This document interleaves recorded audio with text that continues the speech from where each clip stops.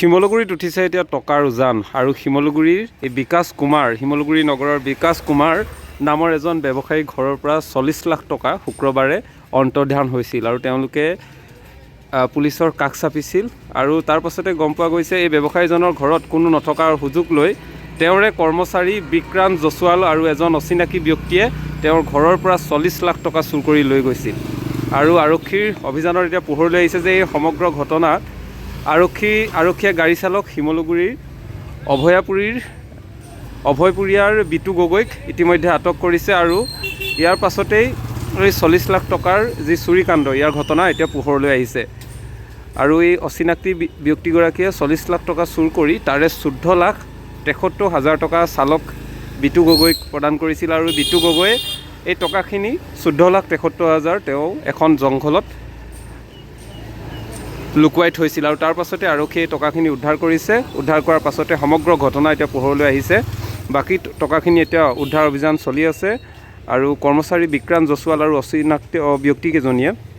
অচিনাকি যি ব্যক্তিজনে বাকী টকা লৈ এতিয়া উধাও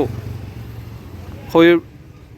এতিয়ালৈকে তেওঁলোকক ধৰিব পৰা নাই যদিও কিন্তু ইয়াৰ যি অনুসন্ধান এই তদন্ত ৰাখিছে আৰু এইখনেই হৈছে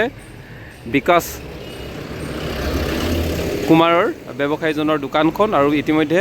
এই দোকানখনৰ যি গৰাকী বিকাশ কুমাৰ তেওঁ ঘৰৰ পৰাই 40 লাখ টকা অন্তৰ্ধান হৈছিল আৰু 40 লাখ টকা অন্তৰ্ধানৰ পাছতেই তেওঁৰ যি কৰ্মচাৰী এই কৰ্মচাৰীয়ে ঘৰৰ পৰাই বিক্ৰান্ত জছৱালে 40 লাখ টকা লৈ গৈছে এজন অচিনাকি ব্যক্তিৰ সৈতে আৰু লগতে যিজন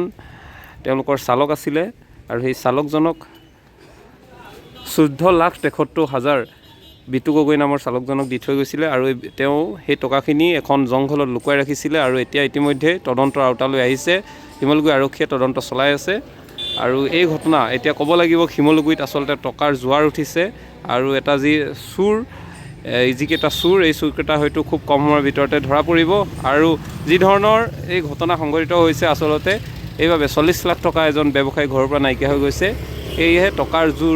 টকাৰ জোৱাৰ উঠিছে বুলি আমি ক'বলৈ বাধ্য হৈছোঁ যি কি নহওক শিমলুগুৰি আৰক্ষীয়ে যি তদন্ত চলাইছে এই তদন্তত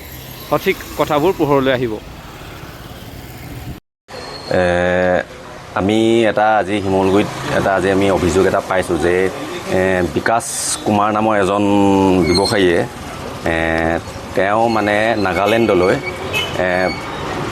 অবৈধ মদ সৰবৰাহ কৰে এখন গাড়ীত তেওঁ ওপৰত হয়তো গেলামাল বস্তু নিয়ে তলত সম্পূৰ্ণ মদ ভৰাই লৈ যায় আৰু কিন্তু ৰিটাৰ্ণ যেতিয়া নাগালেণ্ডৰ পৰা আহে তেওঁলোকে সেই গাড়ীখনত সম্পূৰ্ণৰূপে তেওঁলোকে ড্ৰাগছ ভৰাই লৈ আহে এই কামবিলাক তেওঁলোকে ক'ৰ পৰা কাৰ সহায়ত এইবিলাক কাম কৰিবলৈ পাইছে কোনোবাই নিশ্চয় তেওঁলোকক সহায় কৰিছে কোনোবা আছে তেওঁলোকৰ মন্ত্ৰী আমোলা কোনোবা নিশ্চয় সহায় কৰিছে আৰু আজি শুনামতে তেওঁ কালি তেওঁলোকৰ বাসগৃহৰ পৰা বা দোকানৰ পৰা 40 লাখ টকা এটা হেৰাইছে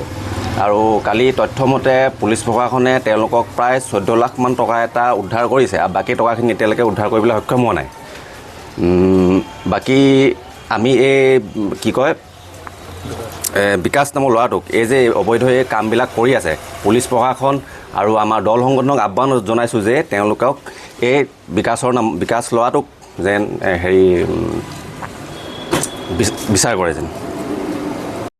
অবৈধ সুৰা যি শিমলুগুৰি মাছমজিয়াত তেওঁ যে এইবিলাক ব্যৱসায় চলাই আছে এতিয়া বৰ্তমান সময়ত দেখিছে আমাৰ নৱপ্ৰজন্মবিলাক গোটেই ড্ৰাগছৰ প্ৰতি আসক্ত হৈ গৈছে মদৰ প্ৰতি আসক্ত হৈ গৈছে তেওঁলোকে কাৰ স্বত্ব ছায়াত এইবিলাক মদৰ ব্যৱসায় কৰিব পাৰিছে ড্ৰাগছৰ ব্যৱসায় কৰিব পাৰিছে তেওঁলোকক আমি উচিত তদন্ত বিচাৰি আমি পুলিচ প্ৰশাসনক দাবী জনাইছোঁ যে বিকাশ নামৰ ল'ৰাটোক অতি সোনকালে গ্ৰেপ্তাৰ কৰি তেওঁলোকক এই তথ্যবিলাক উলিয়াই সোনকালে তেওঁক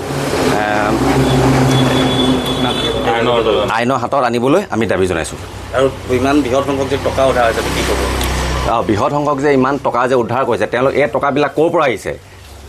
কি ব্যৱসায় কৰি আনিছে এইবিলাক গোটেই কথাবিলাক সাঙুৰি আনি পুলিচ প্ৰশাসনে বিচাৰ কৰক যাতে এইবিলাক ক'ৰ পৰা কেনেকৈ হৈছে গোটেই কথাবিলাক আনি বিকাশক আওতালৈ আনি